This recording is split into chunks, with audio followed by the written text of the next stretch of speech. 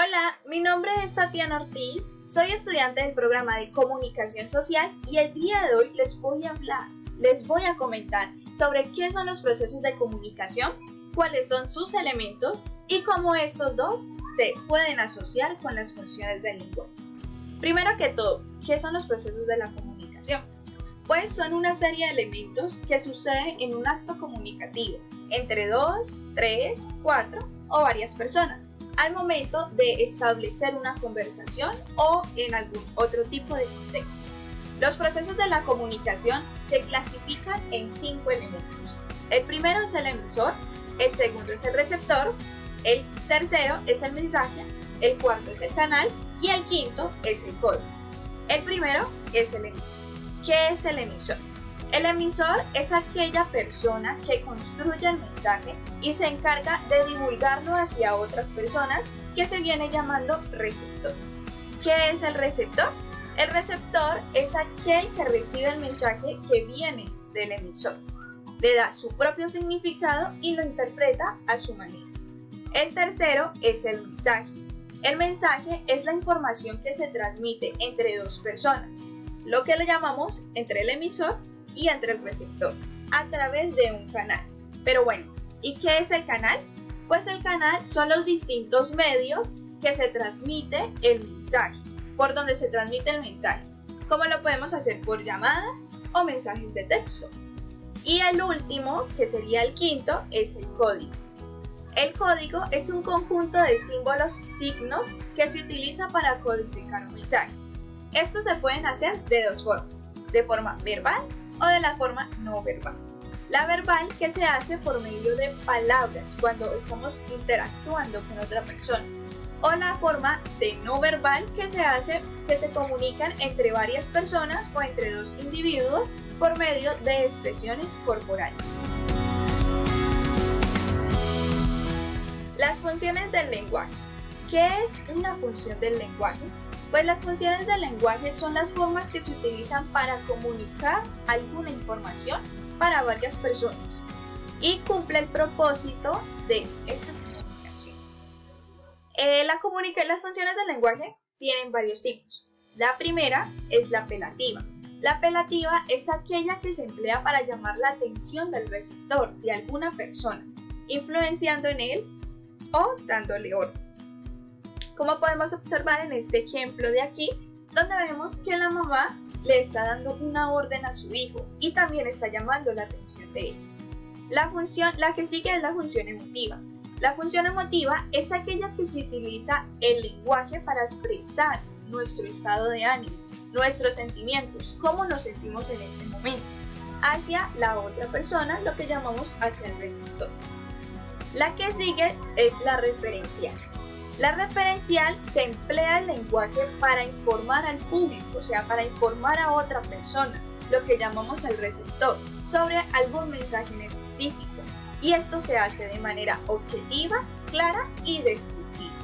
Como lo podemos observar aquí en la imagen, donde miramos que uno de sus compañeros le está recordando a su otro compañero a qué horas inicia la clase. O sea, está siendo puntual, descriptivo y objetivo.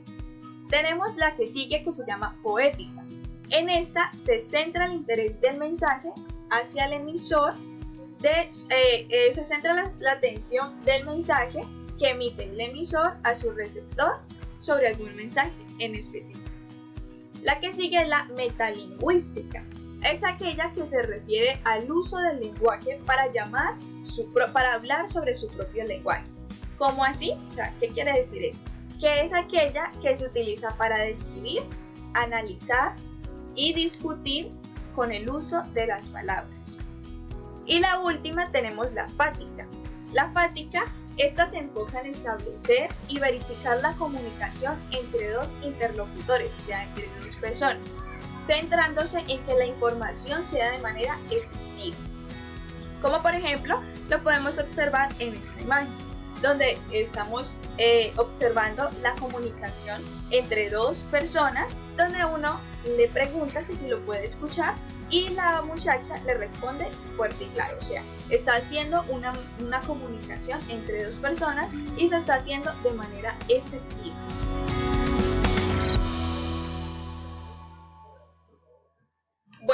¿Cómo esta tiene la relación cómo es la relación entre los elementos y las funciones del lenguaje? Bueno, primero que todo, los procesos de la comunicación se relacionan demasiado bien con las funciones del lenguaje.